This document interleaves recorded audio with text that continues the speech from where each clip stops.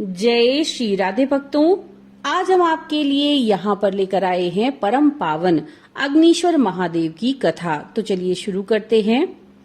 पूर्व काल में नर्मदा नदी के तट पर नर्मपुर नामक एक नगर था। वहाँ विश्वानर नामक एक मुनि रहते थे। वे शिव जी के परम भक्त और जितेंद्रिय थे। उनका गृहस्थ जीवन बड़ा ही सुखी था। एक बार उनकी पत्नी शुचि स्मृति ने उनसे कहा, स्वामी, मेरा मन बड़े समय से एक इच्छा रख रहा है। मुनीश्वर बोले, क्या इच्छा है तुम्हारी? तुम इतने समय तक अपने हृदय में क्यों दबा कर रख रही हो? निसंकोच कहो। देवी शुचिस्मृति बोली, हे देव, मैं आपसे भगवान महेश्वर जैसा एक तेजस्वी पुत्र चाहती हूँ। कृपा करके आप मेरी इच्छा पूर्ण करें। पत्नी की बात सुनकर विश्वानर क्षण भर के लिए स्तब्ध हो गए। वे सोचने लगे कि मेरी पत्नी ने ये कैसा दुर्लभ वर मांग लिया। ऐसा प्रतीत होता है कि भगवान पिनाकी रुद्र स्वयं उसकी जीवा पर बैठकर बोल रहे हैं। ऐसा विचार करके उन्होंने अपनी पत्नी को आश्वासन दे दिया। वे वाराणसी जा पहुंचे और कठिन तप के द्वारा भगवान शंकर के वीरेश लिंग की उपासना करने लगे। तपस्या करते करते विश्वानर को 12 मास बीत गए। 13वें मास में एक दिन स्नानादि करके जैसे ही वे वीरेश लिंग के निकट पहुंचे, उन्हें लिंग के मध्य में एक बालक दिखाई दिया, जिसकी आयु 8 वर्ष की थी। उसके मस्तक पर पीले रंग की जटा सुशोभित थी और मुख पर मुस्कान खेल रही थी। उसके सर्वांग भस्म युक्त थे और वो दिव्य बालक श्रुति सूक्तों का पाठ कर रहा था।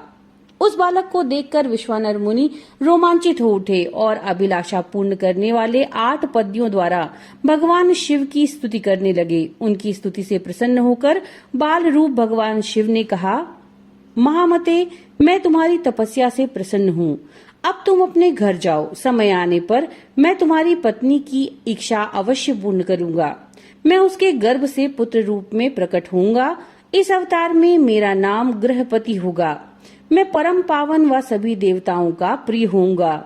विश्वानर ने भगवान शिव के बाल रूप को प्रणाम किया और अपने घर लौट आए। समय आने पर समस्त अभीष्टों के विनाशक और दोनों लोकों के लिए सुखदायक भगवान रुद्र का शुचिस्मृति के गर्भ से अवतार हुआ।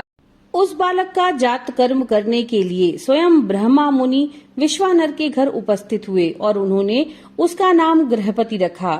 तत्पश्चात विश्वानर ने स्वयं उस बालक को वेदों आदि की शिक्षा दी। जब वह बालक 9 वर्ष का हुआ तो एक दिन देवर्षि नारद उसके दर्शन हेतु विश्वानर के घर पधारे। मुनि विश्वानर ने उनका हृदय से सत्कार कर यथोचित आसन आदि दिए। तब नारद जी ने कहा, हे मुनि, आपका यह पुत्र बड़ा ही भाग्यशाली है, किंतु एक आशंका मुझे व्यथित किए हुए है। विश्वानर ने चौंक कर पूछा, कैसी आशंका महर्षि? महर्षि नारद ने उत्तर दिया, मेरी आशंका ये है कि जब तुम्हारा पुत्र 12 वर्ष का होगा तो इस पर बिजली या पानी का भय आएगा। ये सुनकर मुनि विश्वानर और उनकी पत्नी गहन चिंता में डूब गए।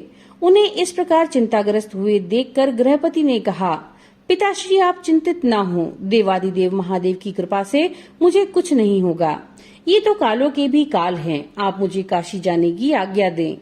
मुनि ने आज्ञा दे दी। काशी पहुंचकर गृहपति नित्य गंगा जल से पूर्ण 108 कलशों द्वारा भगवान शिव का अभिषेक करने लगा तथा शिव मंत्र का जप करने लगा। जब उसने 12वें वर्ष में प्रवेश किया तो एक दिन इंद्र उनके समक्ष प्रकट हुए और बोले, विप्रवर, मैं तुम्हारे तप से प्रसन्न हूँ। अपनी इच्छानुसार वर मांगो। इस पर गृहपति बोले, आप चले जाइए इंद्रदेव। मैं पशुपतिनाथ के अतिरिक्त और किसी से वर पाने का इच्छुक नहीं हूँ। वैसे भी आप छल से अहल्या का सतीत्व नष्ट करने वाले पर्वत शत्रु इंद्र ही तो हैं।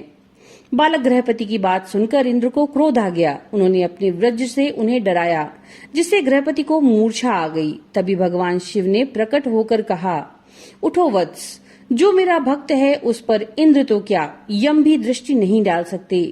आज से मैं तुम्हें अग्निपद प्रदान करता हूँ। तुम्हारे द्वारा स्थापित यह लिंग काशी में अग्निश्वर के नाम से प्रसिद्ध होगा। ये कहकर भगवान शिव अंतर्ध्यान हो गए और बालक गृहपति अपने घर लौट आया। तो भक्तों, ये थी वो कथा। हम आशा करते हैं ये कथा आपके लिए रुचिकर होगी। नमो नारायण।